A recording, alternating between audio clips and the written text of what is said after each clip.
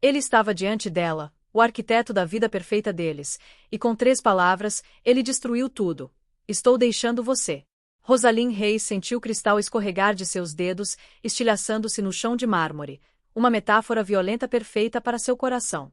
Ela estava grávida de 7 meses de seu filho, herdeiro da fortuna Vance, uma fortuna que sua própria família havia construído.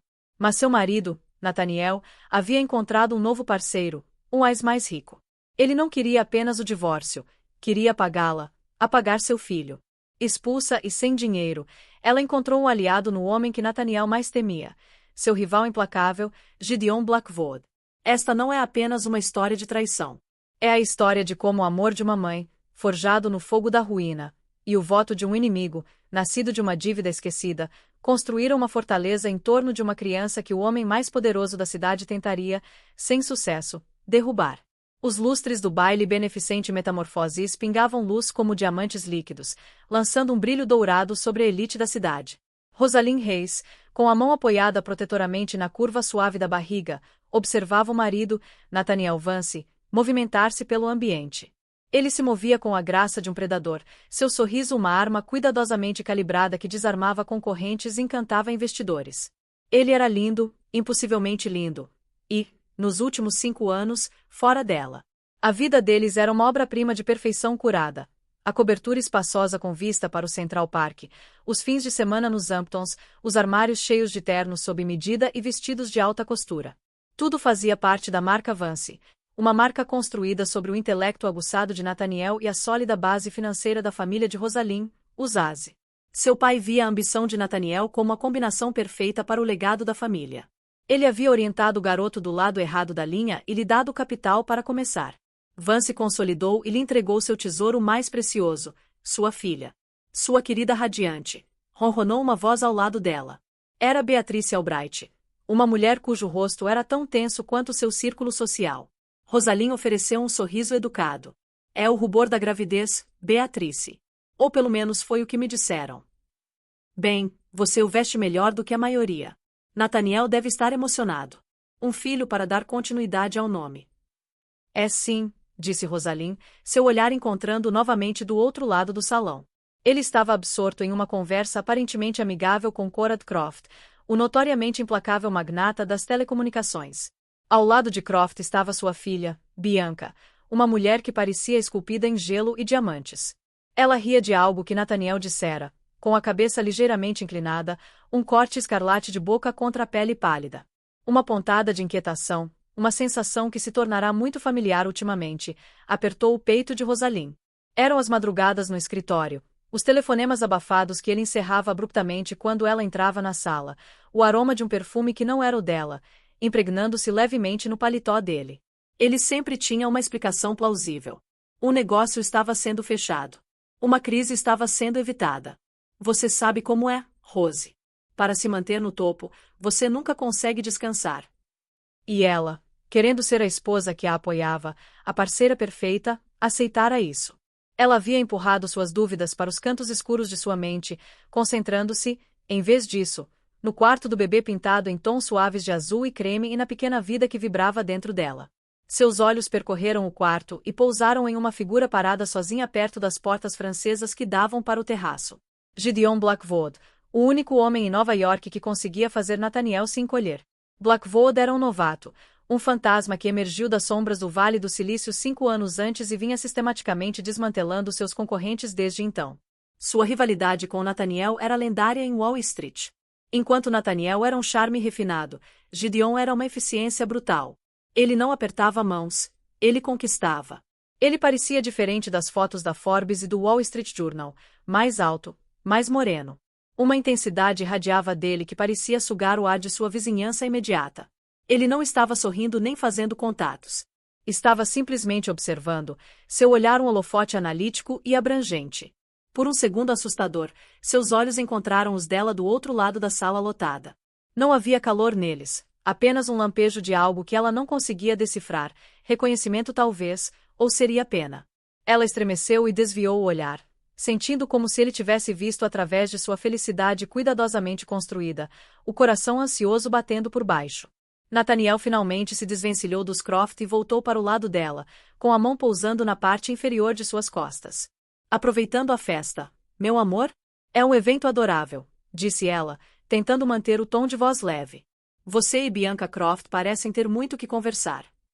Um lampejo de irritação cruzou seu rosto antes de ser substituído por seu sorriso característico.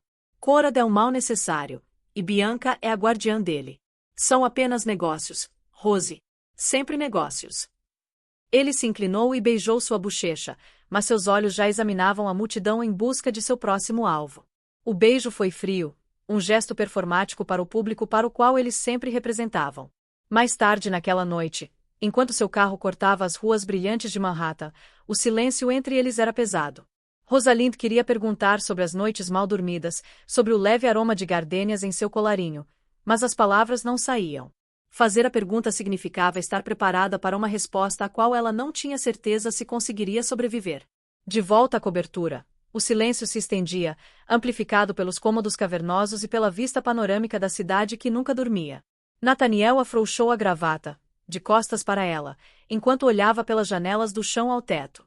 O negócio com a Croft vai ser enorme, Rose, disse ele, com a voz distante.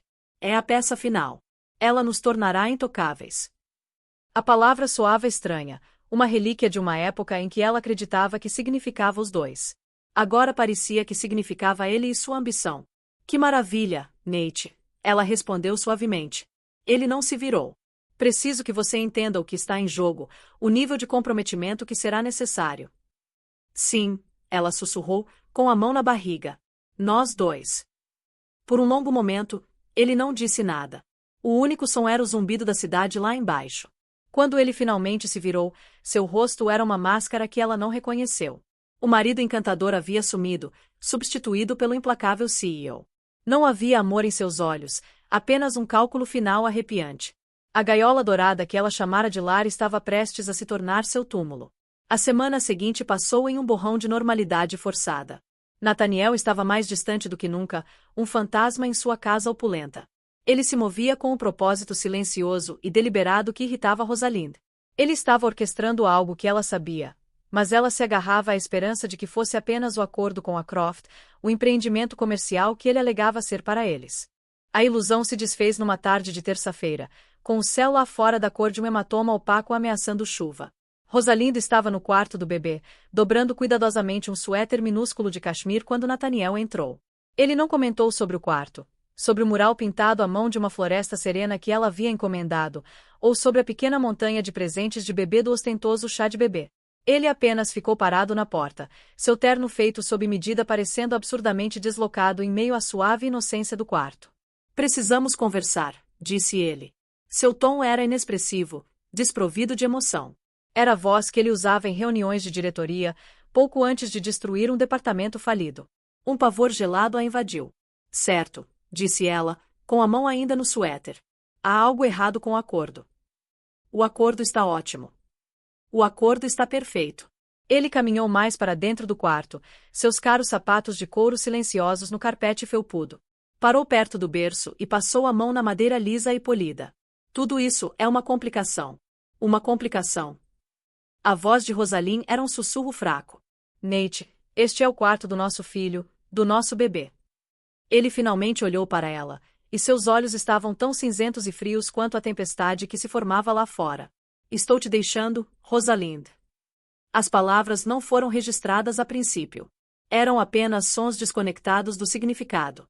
Ela o encarou, esperando a piada, o fim da piada cruel. Mas sua expressão permaneceu inalterada, uma máscara de sombria finalidade. O quê?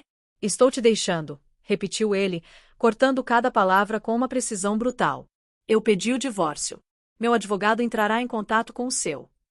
Rosalind sentiu as pernas se esvaírem e agarrou-se ao trocador para se apoiar. O quarto começou a girar. Para quem é, Bianca Croft? O nome tinha gosto de veneno em sua língua. Ele teve a decência de desviar o olhar, pousando o olhar na paisagem urbana além da janela. Bianca e eu vamos nos casar. O pai dela me tornou sócio pleno da Croft Telecom. Esta fusão não é apenas um negócio, Rosalind. É uma dinastia.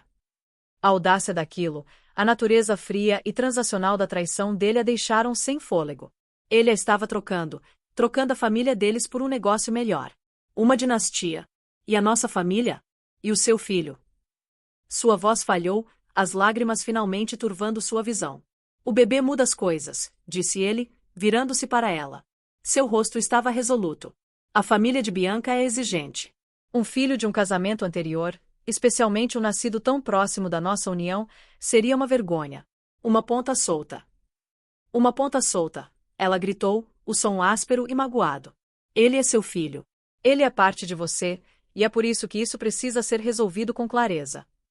Nathaniel continuou, com a voz baixa e conspiratória, como se estivesse discutindo uma aquisição hostil, não o destino do filho.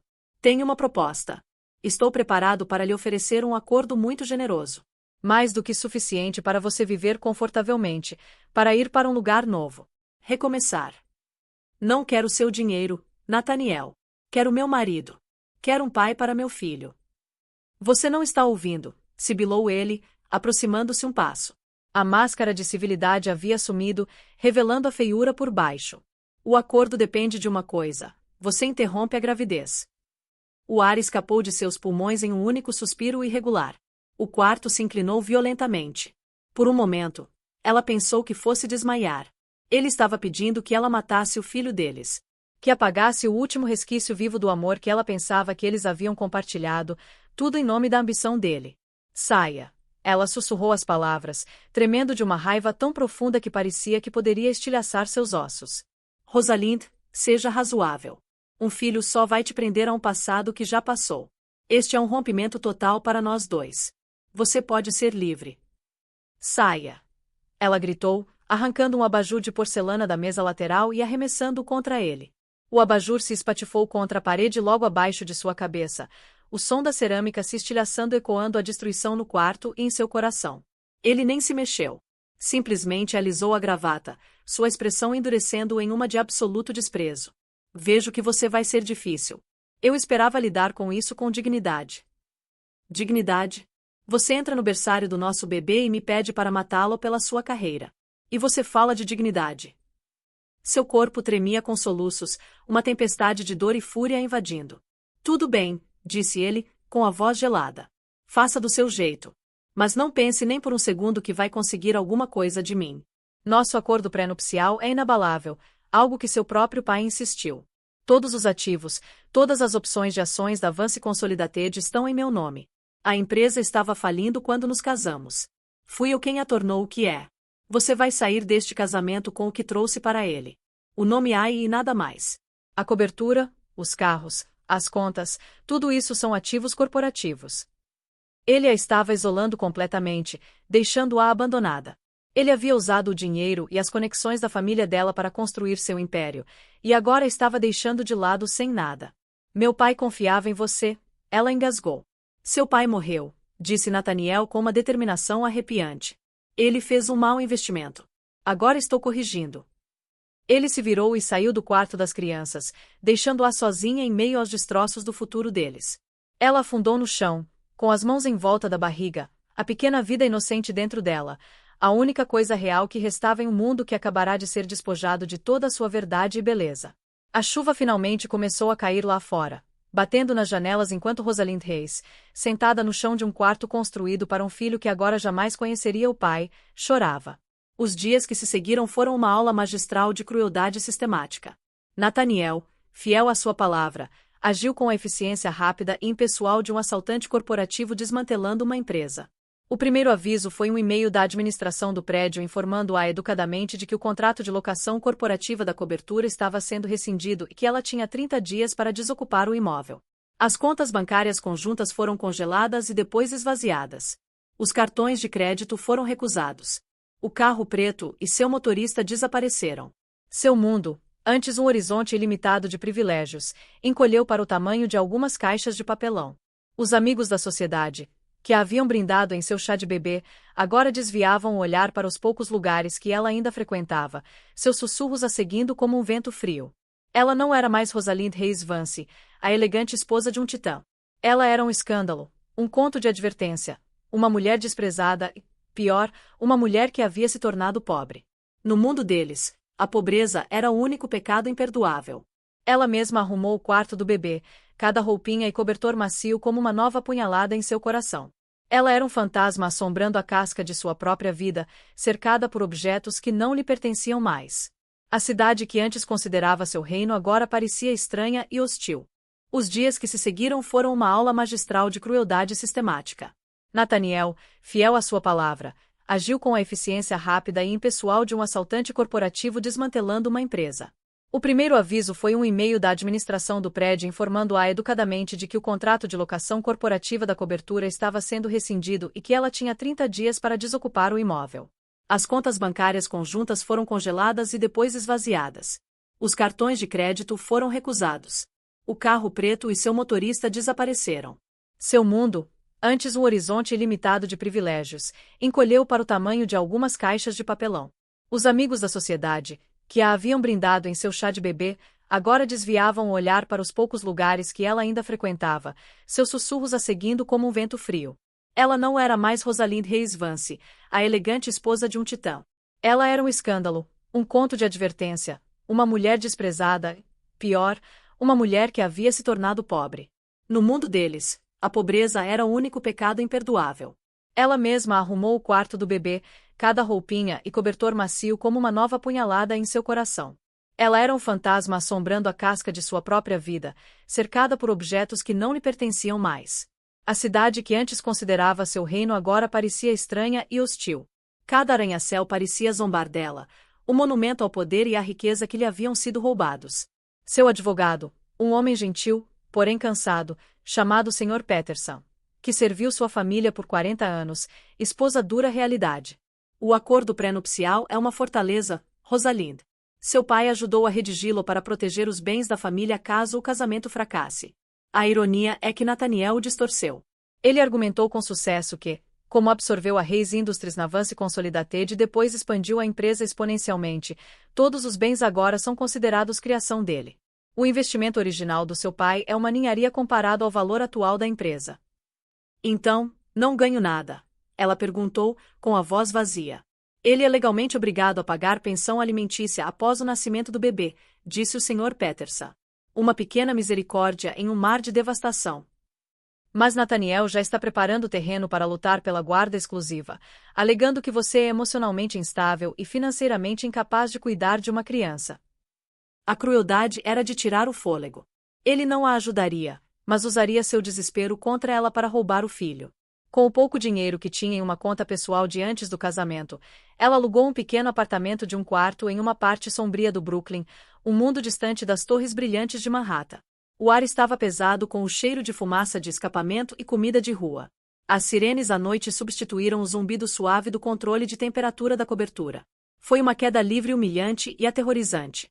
Ela vendeu suas joias, peça por peça. Os brincos de diamante que Nathaniel lhe dera no primeiro aniversário deles pagaram 3 meses de aluguel. O colar de pérolas de sua avó cobriu suas primeiras consultas médicas para o bebê. Cada transação parecia que ela estava vendendo um pedaço de seu passado, de si mesma. Em uma tarde chuvosa, grávida e emocionalmente exausta, ela estava em um supermercado lotado, seus itens na esteira, uma caixa de leite, um pão, alguns ovos, vitaminas pré-natais. O total chegou a $27,42. Ela passou o cartão de débito e recusou. Uma onda de vergonha subiu-lhe pela nuca. Tentou novamente e recusou. A conta estava vazia. Ela tinha calculado mal. Senhora, perguntou a caixa, com a voz carregada de impaciência. As pessoas na fila atrás dela começaram a murmurar. Os olhos de Rosalind encheram-se de lágrimas. Ela remexeu na bolsa, com as mãos trêmulas, procurando algumas notas de $1 perdidas que sabia que não estavam lá. Foi forçada a deixar as compras no balcão, murmurando um pedido de desculpas enquanto fugia da loja, com os olhares solidários e críticos de estranhos queimando-lhe as costas.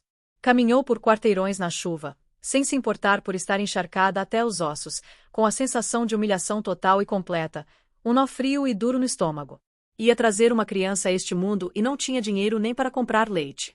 Naquela noite, sentou-se no escuro em seu pequeno e desconhecido apartamento, com os sons da cidade como um rugido opressivo. O aviso de despejo da cobertura chegará naquela manhã, um documento oficial frio marcando o fim definitivo de sua antiga vida. Ela estava completamente sozinha, despojada de sua identidade, segurança e dignidade. Ela havia chegado ao fundo do poço. A queda era completa. Ela segurava a barriga, os chutes suaves do bebê, um lembrete da única coisa que Nathaniel não podia tirar dela. Ele era tudo o que lhe restava. Enquanto o desespero ameaçava engoli-la por inteiro, ela fez uma promessa silenciosa ao filho que ainda não conhecera. Não vou deixar que ele nos separe.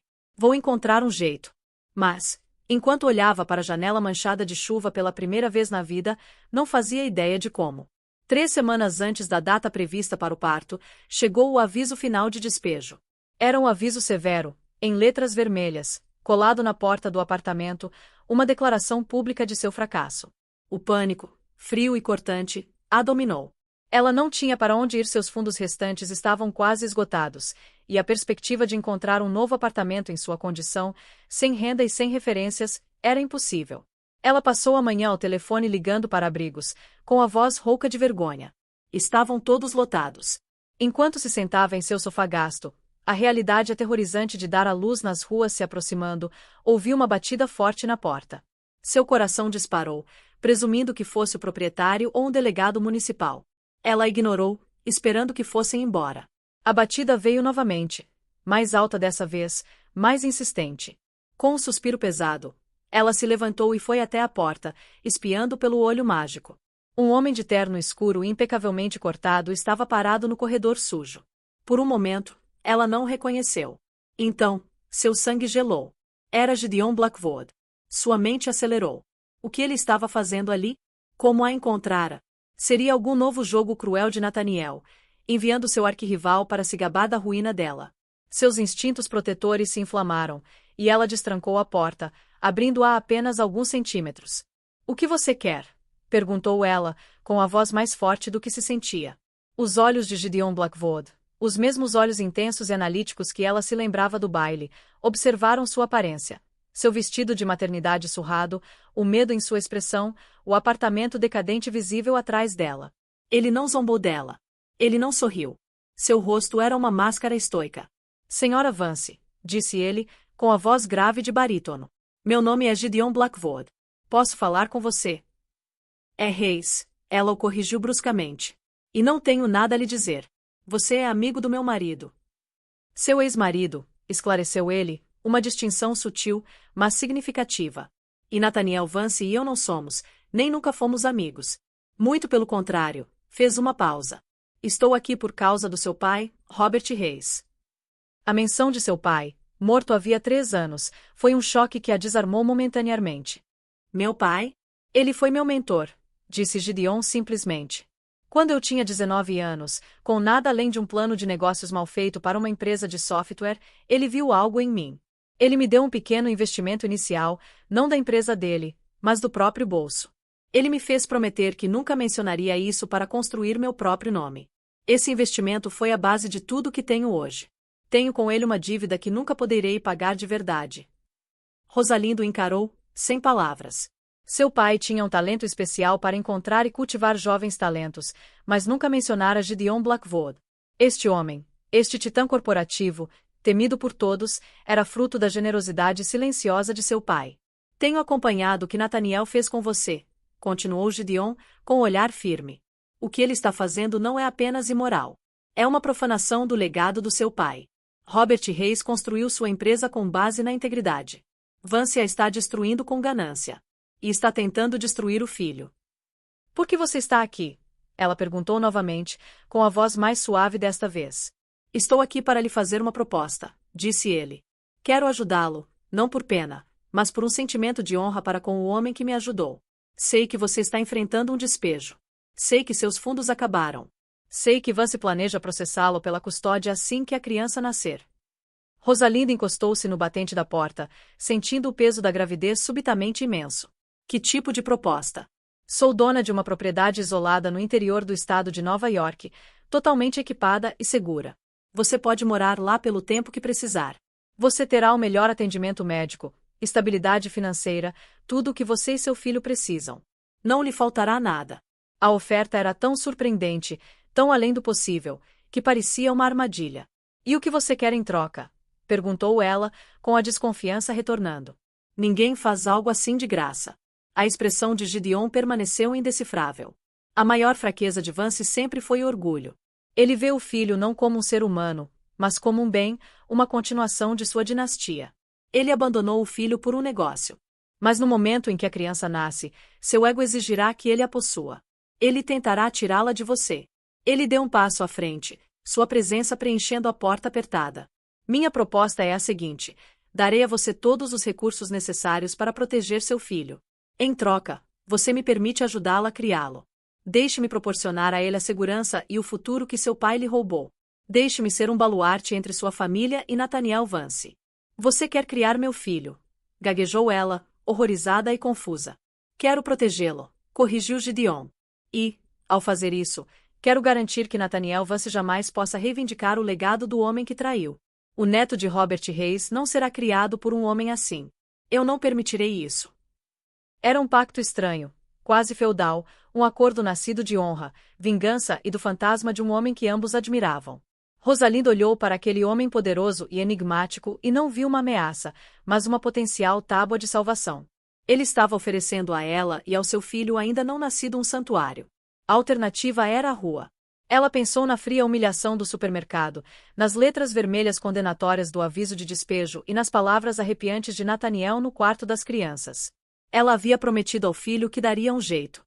Talvez fosse isso. Uma maneira perigosa, pouco ortodoxa e desesperada. Terá que haver condições, disse ela, testando-o, enquanto sua mente lentamente voltava a funcionar. Meu filho terá meu nome, Hayes, e eu serei sua mãe, sua única mãe. Você é uma guardiã, uma benfeitora, nada mais. Gideon assentiu, aceitando seus termos sem hesitar. Claro, ele é seu filho.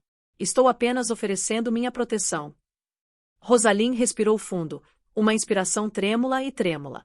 Ela estava fazendo um acordo com o maior inimigo do marido, confiando seu futuro e o futuro do filho a um homem que mal conhecia. Era um salto de fé em um abismo escuro. Mas era melhor do que a ruína certa que a aguardava. Tudo bem, Sr. Blackwood, disse ela, encontrando seu olhar intenso. Fechado. A propriedade chamada Blackwood Manor era menos uma casa e mais um reino esculpido nas colinas verdejantes do interior do estado de Nova York. Uma longa e sinuosa entrada ladeada por carvalhos centenários levava a uma imponente mansão de pedra cinza com vista para um lago particular. Era uma fortaleza de tranquilidade e riqueza, um mundo distante da sujeira e do desespero de seu apartamento no Brooklyn. Gideon cumpriu sua palavra. Era uma presença discreta e respeitosa. Instalou-a em um belo conjunto de quartos com vista para os jardins, providenciou uma equipe dos melhores médicos pré-natais para fazer visitas domiciliares e garantiu que ela tivesse tudo o que pudesse precisar. Sua equipe era profissional e gentil, liderada por uma governanta calorosa, mas prática, chamada Sra. Gable. Pela primeira vez em meses, Rosalind conseguiu respirar. Ela estava segura. Gideon trabalhava principalmente em um grande escritório forrado de livros no térreo, e suas interações eram inicialmente formais. Ocasionalmente, compartilhavam um jantar tranquilo, durante o qual ele lhe contava histórias sobre seu pai em seus primeiros dias, histórias de sua perspicácia para os negócios, seu humor surpreendente e sua crença inabalável nas pessoas. Através de Gideon, Rosalind sentiu uma conexão com o pai de quem sentia tanta falta e começou a enxergar o homem por trás daquela reputação corporativa implacável. Ela via um homem de profunda lealdade, movido por um rígido código de honra pessoal. À medida que a data do parto se aproximava, uma estranha e silenciosa companhia cresceu entre eles. Ele a encontrava na biblioteca e, sem dizer uma palavra, lhe entregava uma xícara de chá descafeinado. Ela deixava a seção de negócios do jornal em sua mesa, aberta em um artigo que ela achava que ele acharia interessante. Raramente falavam de Nathaniel, mas sua presença pairava no ar como um veneno, a razão silenciosa para sua bizarra aliança. Na noite em que ela entrou em trabalho de parto, uma forte tempestade rugia lá fora, espelhando o belo caos do parto. Foi Gideon quem a encontrou respirando em meio a uma contração no corredor. Sua compostura era absoluta. Ele a ajudou a chegar ao carro que o esperava, já ligado, e falou com ela com uma voz calma e firme durante o trajeto até a ala particular do hospital que havia reservado. Ele nunca saiu da sala de espera. Oliver Hayes nasceu assim que o sol começou a nascer, após a tempestade ter passado. Ele era pequeno e perfeito, com um tufo de cabelo escuro e os olhos azuis profundos de sua mãe. Quando a enfermeira o levou até Rosalind, seu coração se expandiu com um amor tão intenso e abrangente que eclipsou toda a dor e a traição do ano anterior. Ele era dela. Ele era a razão de tudo. Mais tarde naquele dia, Ela permitiu que Gideon o visse. Ele estava parado na porta do quarto dela no hospital, parecendo hesitante pela primeira vez desde que ela o conhecera. Parecia deslocado, um titã da diligência, humilhado pela visão de um bebê minúsculo dormindo. Entre, Gideon, disse ela suavemente. Ele se aproximou lentamente do berço, o olhar fixo no bebê. Olhou para Oliver, suas feições severas suavizando-se em uma expressão de admiração e algo mais, algo próximo à reverência. Ele se parece com você, disse Gideon, em voz baixa. Ele tem os meus olhos, concordou Rosalind. Mas essa carranca é só dele. Gideon estendeu um único dedo e acariciou delicadamente a bochecha do bebê. Oliver se mexeu, mas não acordou. Naquele pequeno gesto silencioso, Rosalind viu a verdade de sua promessa. Não se tratava apenas de vingança contra Nathaniel ou de uma dívida com seu pai. Aquele homem poderoso e solitário estava cativado. Enquanto isso, em Manhattan, Nathaniel Vance e Bianca Croft estavam na capa da Vogue, vivendo seu casamento, aclamado como o evento social do ano. As fotos os mostravam em seu apartamento estéril e repleto de arte, sorrindo para as câmeras, o casal perfeito para o poder. A matéria mencionava seus planos para o futuro da dinastia Vance Croft. Não havia menção a um filho. Nathaniel soube do nascimento por meio de um investigador particular que contratara para rastrear Rosalind. A notícia caiu como um baque em seu peito. Um filho. Ele tinha um filho. Viu as fotos que o investigador particular havia tirado à distância. Rosalind saindo do hospital, com aparência cansada, mas radiante, e Gideon Blackwood, seu inimigo jurado, carregando a cadeirinha do bebê com ar de posse. Uma fúria possessiva e sombria o invadiu. Blackwood estava se intrometendo em seus assuntos, tocando o que era seu. O que foi, querido? Perguntou Bianca, entrando em seu escritório, coberto de joias de uma festa a que estavam prestes a comparecer. Nada, retrucou Nathaniel, fechando o laptop. Só um aborrecimento profissional. Mas não era apenas um aborrecimento. Era uma semente de obsessão. O filho que ele ordenara que fosse apagado agora estava vivo, bem e sob a proteção de seu maior rival. A existência de Oliver Hayes era um fio solto na tapeçaria perfeita de sua nova vida, e Nathaniel Vance não tolerava fios soltos. Por enquanto, ele o ignoraria, consolidaria seu poder e desfrutaria de sua vitória. Mas ele sabia, com uma certeza que o arrepiava, que um dia viria buscar seu patrimônio. De volta à serenidade silenciosa da mansão Blackwood, Rosalinda observou Gideon segurar Oliver pela primeira vez, suas mãos grandes e capazes surpreendentemente gentis. Uma nova vida havia começado, não aquela planejara, mas uma forjada das cinzas da antiga. Uma vida construída sobre uma estranha base de honra, gratidão e amor compartilhado pelo garotinho que dormia pacificamente, alheio à tempestade que precedera sua chegada, ou a que se formava no horizonte. Os 6 anos seguintes se passaram em uma quietude idílica que parecia ao mesmo tempo preciosa e precária. A mansão Blackwood tornou-se um santuário, um mundo em si mesmo, onde Oliver Hayes podia crescer protegido da identidade de seu pai biológico. Para Oliver, o lar era a extensa propriedade com seus jardins secretos e o lago cintilante. A família era sua mãe, Rosalind, e o homem alto e quieto que ele chamava de Gideon, que com o tempo se tornou pai sem dificuldades. A transformação de Gideon foi sutil, mas profunda. O empresário frio e calculista ainda estava lá, administrando seu império global de seu escritório com uma eficiência implacável. Mas, no momento em que saiu daquela sala, tornou-se o pai de Oliver em todos os sentidos. Ensinou o menino a atirar pedras sobre o lago, e suas risadas compartilhadas ecoaram no ar fresco do outono. Sentava-se em uma cadeira minúscula a uma mesa minúscula para chás imaginários, seu corpo grande comicamente deslocado. Uma expressão séria no rosto enquanto perguntava sobre a saúde do ursinho de pelúcia de Oliver, Sir Reginald. Lia histórias para dormir, seu barítono grave dando voz a dragões e cavaleiros, seu dedo traçando as palavras para o garotinho aninhado ao seu lado. Nunca se excedeu. Sempre se submeteu a Rosalind nas principais decisões parentais, mas sua devoção era absoluta. Estava lá para cada joelho ralado, cada noite febril, cada desenho triunfante rabiscado a giz de cera que lhe era apresentado como uma obra-prima. Era a rocha firme e inabalável contra a qual sua pequena família foi construída. Rosalind também floresceu. Com o incentivo e o apoio financeiro de Gideon, ela retornou ao seu primeiro amor, a arquitetura paisagística. Abriu um pequeno escritório boutique, trabalhando em um estúdio de design que Gideon havia construído para ela em uma das antigas cocheiras da mansão. Seu talento, antes um mero hobby, floresceu em um negócio de sucesso. Ela recuperou sua independência e sua identidade não como a esposa descartada de Nathaniel Vance, mas como Rosalind Hayes, uma designer respeitada e mãe amorosa. O vínculo tranquilo entre ela e Gideon se aprofundou em uma amizade profunda e confiante, uma parceria no verdadeiro sentido da palavra. A questão do romance nunca surgiu. O propósito em comum deles, Oliver, era sagrado demais para ser complicado. Em Nova York, a vida de Nathaniel Vance era um espelho da deles, exteriormente perfeita, interiormente vazia. A fusão com a Croft Telecom o tornará espetacularmente rico e poderoso, um rei na selva de concreto. Ele e Bianca eram figuras importantes na cena social, suas vidas uma brilhante performance de felicidade conjugal. Mas, por trás das portas fechadas da cobertura minimalista, o silêncio era ensurdecedor. O casamento deles era um contrato comercial e tinha uma cláusula gritante e não cumprida. Após anos de tentativas, tratamentos invasivos e decepções silenciosas, os médicos deram o veredito final. Bianca não conseguia engravidar. A notícia abalou as verdades frágeis do relacionamento, expondo o cerne da transação. Cora Croft começou a olhar para o genro com uma decepção evidente. Uma dinastia precisava de um sucessor.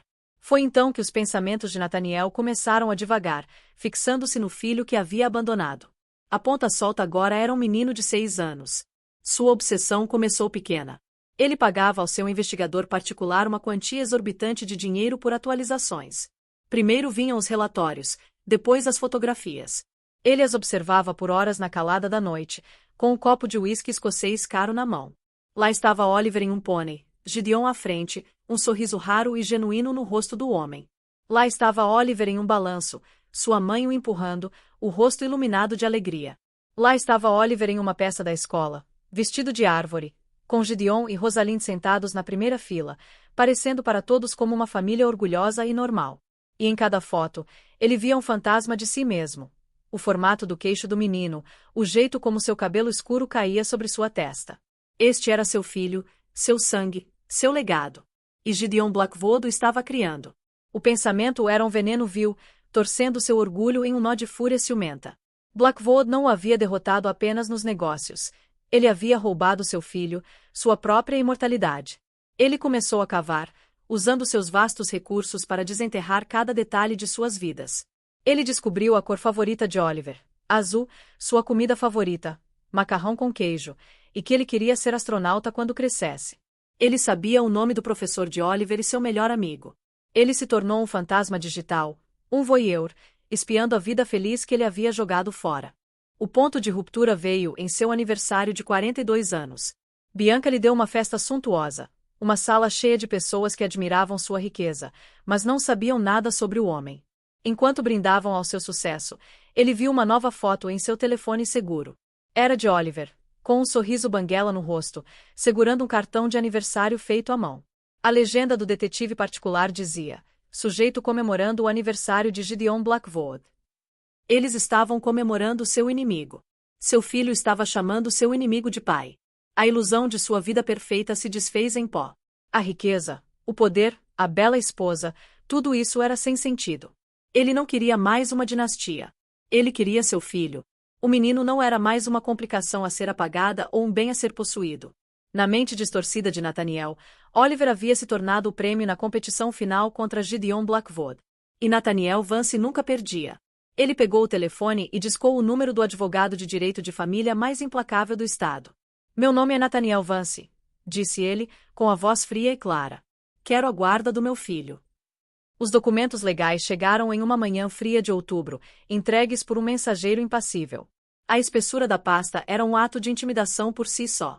As mãos de Rosalind tremiam enquanto lia a petição. Nathaniel Vance versus Rosalind Hayes pela guarda única, legal e física de Oliver Hayes. A petição era uma obra de ficção, uma obra-prima de difamação. Retratava-a como uma oportunista instável e interesseira que havia caído nas garras de Gideon Blackwood, um homem de caráter questionável que havia insidiosamente afastado a criança de seu pai biológico. Retratava Nathaniel como pai enlutado que, após um período de turbulência emocional após o divórcio amargo, estava agora financeira e emocionalmente preparado para proporcionar ao filho o lar estável e amoroso que ele merecia. Estava repleta de mentiras, meias-verdades e inversões cruéis da realidade. Gideon leu por cima do ombro dela, com o rosto endurecido como granito. Ele não está vindo só atrás do Oliver, disse ele, com a voz rouca. Ele está vindo atrás de tudo. Ele quer nos destruir. A batalha que se seguiu foi brutal e pública. Nathaniel usou a mídia como arma pessoal, vazando versões higienizadas de seus autos para colunistas de fofocas. As manchetes dos tabloides gritavam: Crepúsculo luta para resgatar o filho de um rival bilionário. Eles foram retratados como os vilões em sua narrativa cuidadosamente elaborada. Os advogados de Nathaniel foram implacáveis. Intimaram os registros financeiros de Rosalind, suas anotações de terapia após o divórcio e seus contratos comerciais. Depuseram a senhora Gable e outros membros da equipe, tentando transformar sua lealdade em provas de uma conspiração. Eles argumentaram que a mansão Blackwood não era um lar, mas uma prisão dourada, e que a presença de Gideon era prejudicial ao desenvolvimento da criança. O dia em que Rosalind teve que prestar depoimento foi um dos piores de sua vida. Durante 6 horas, a advogada principal de Nathaniel, uma mulher de terno de $1.000 chamada Beatrice Shaw, destrinchou sua vida, suas escolhas e seu próprio valor como mãe. A senhorita Hayes Shaw começou, com a voz transbordando condescendência. Não é verdade que você estava sem dinheiro e enfrentando despejo quando aceitou a generosa oferta do Sr. Blackwood?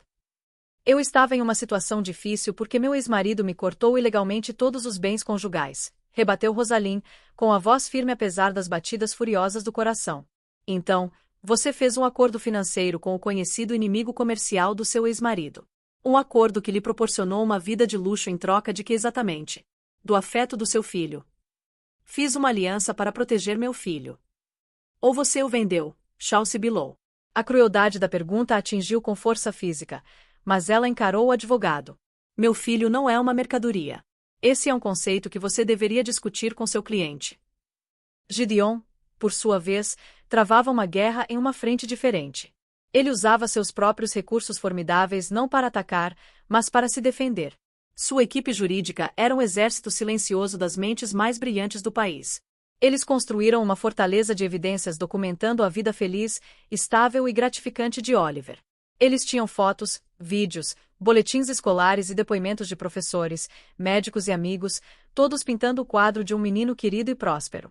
O clímax chegou no silêncio estéril e revestido de madeira de uma audiência de custódia a portas fechadas. Nathaniel estava lá, parecendo poderoso e confiante em um terno escuro, com Bianca, uma estátua silenciosa e ansiosa ao lado dele. Ele subiu ao banco das testemunhas e teve uma atuação impecável, falando de seu profundo arrependimento e de seu profundo e duradouro amor pelo filho que nunca conhecera. Então foi a vez de Gideon ser interrogado. Beatrice Shaw o cercou como um predador. Sr. Blackwood, o senhor não é o pai desta criança. O senhor não tem nenhum direito biológico, nenhum direito legal. O que o senhor representa exatamente para Oliver Hayes?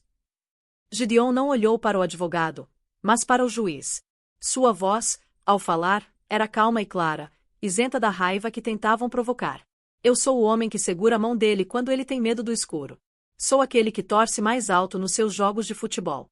Sou aquele que explica por que o céu é azul e que ouve suas piadas de toque-toque mesmo quando já sei a piada. Você tem razão. Não tenho nenhuma reivindicação biológica. Minha reivindicação está escrita nos 6 anos de histórias para dormir, joelhos enfaixados e amor incondicional. Sou o pai dele em todos os sentidos que importam. Sou o pai dele. O golpe final, no entanto, veio de uma fonte inesperada. Os advogados de Gideon chamaram Bianca Croft Vance para depor. A equipe de Nathaniel se opôs veementemente, mas o juiz permitiu. Bianca estava pálida e sua compostura frágil. O advogado de Gideon, um homem calmo e metódico, abordou-a gentilmente. Assim como a senhora Croft Vance, em sua petição, seu marido declara seu desejo de proporcionar um lar estável com 2 pais para seu filho. Você compartilha esse desejo? Bianca hesitou, seus olhos se voltando para Nathaniel, que a olhou com pura ameaça. Ela respirou fundo, trêmula. Eu sim, ela sussurrou. E você acha que pode proporcionar essa estabilidade, dadas as circunstâncias do seu casamento? Sim. O advogado fez uma pausa e colocou um arquivo no banco das testemunhas. Então, você poderia, por favor, explicar ao tribunal os documentos que tenho diante de mim? Os assinados por você e seu marido, contratando uma das principais agências de barriga de aluguel do país, datados de uma semana depois que você soube que o Sr. Vance tinha um filho biológico. O tribunal ficou em silêncio. Nathaniel ficou rígido. Meritíssimo, continuou o advogado, o Sr. Vance não estava procurando um filho. Ele estava procurando um herdeiro. Quando ficou claro que sua esposa não poderia lhe dar ele se voltou para o filho que antes havia descartado como uma ponta solta. Não se trata de amor. Trata-se de aquisição. Bianca olhou para os documentos, depois para o marido, e algo dentro dela se rompeu. Os anos de negligência emocional, de ser um peão em suas ambições dinásticas, tudo chegou ao ápice. Ele me disse, ela disse, com a voz trêmula, mas encontrando uma nova força. Ele me disse que a criança era um erro. Ele me disse que Rosalind não era adequada. Quando descobriu que ela estava sob a proteção de Gideon, ficou obcecado. Disse que era a última peça de sua coleção, que ele teria tudo o que Blackwood sempre quis. Estava acabado. A mentira foi exposta. A narrativa cuidadosamente construída por Nathaniel sobre o pai arrependido estava em ruínas, revelando a ambição fria e gananciosa por trás. A decisão do juiz foi rápida e contundente, concedendo a Rosalind a guarda exclusiva e emitindo uma ordem de restrição permanente contra Nathaniel. Seus direitos de visita foram suspensos por tempo indeterminado. Ele havia perdido. Ao saírem do tribunal, piscando sob a luz repentina do sol, Rosalind viu Nathaniel parado ao lado de seu carro. Ele parecia diminuído, seu poder arrancado, deixando apenas uma casca oca de um homem. Seus olhares se encontraram por um instante, e ela não sentiu nada. Nem ódio, nem raiva, nem mesmo pena. Ele era simplesmente um estranho, um fantasma de uma vida que não era mais a dela. Gideon passou um braço protetor em volta do ombro dela e eles se afastaram, deixando Nathaniel entregue à ruína que ele mesmo havia criado. Mais tarde naquela noite, de volta à mansão, eles colocaram Oliver na cama. Pai, murmurou Oliver sonolento, você ganhou sua reunião importante hoje. Gideon afastou o cabelo da testa de Oliver. Sim, filho, disse ele, com a voz carregada de emoção. Nós ganhamos. Ele e Rosalind ficaram parados no corredor por um momento, a paz silenciosa da casa os envolvendo. Ela estendeu a mão e segurou a dele. Não era um gesto de romance, mas de algo mais profundo, parceria, gratidão e um vínculo inquebrável compartilhado. Eles enfrentaram a tempestade juntos e emergiram na calmaria. Eram uma família não de sangue, mas de escolha. E na fortaleza silenciosa da mansão Blackwood, eles finalmente estavam em casa. E assim o império construído sobre mentiras ruiu, e a família construída sobre o amor permaneceu mais forte do que nunca. Nathaniel Vance aprendeu a lição mais difícil de todas, que uma criança não é uma posse a ser reivindicada, e uma família não pode ser conquistada por meio de uma aquisição hostil. Rosalind, Gideon e Oliver provaram que os laços mais verdadeiros não são forjados pelo sangue, mas pela escolha, pelo sacrifício e pela presença constante todos os dias. A história deles é um poderoso lembrete de que, mesmo diante da mais cruel traição, novos começos são possíveis. E, às vezes, o maior protetor vem do lugar mais inesperado. O que você achou da jornada de Rosalind e do ato supremo de lealdade de Gideon? Conte para a gente nos comentários abaixo.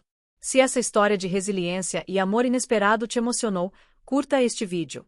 Compartilhe com alguém que ama uma história de justiça. E não se esqueça de se inscrever no nosso canal para mais dramas da vida real que vão te prender na ponta da cadeira. Obrigada por assistir.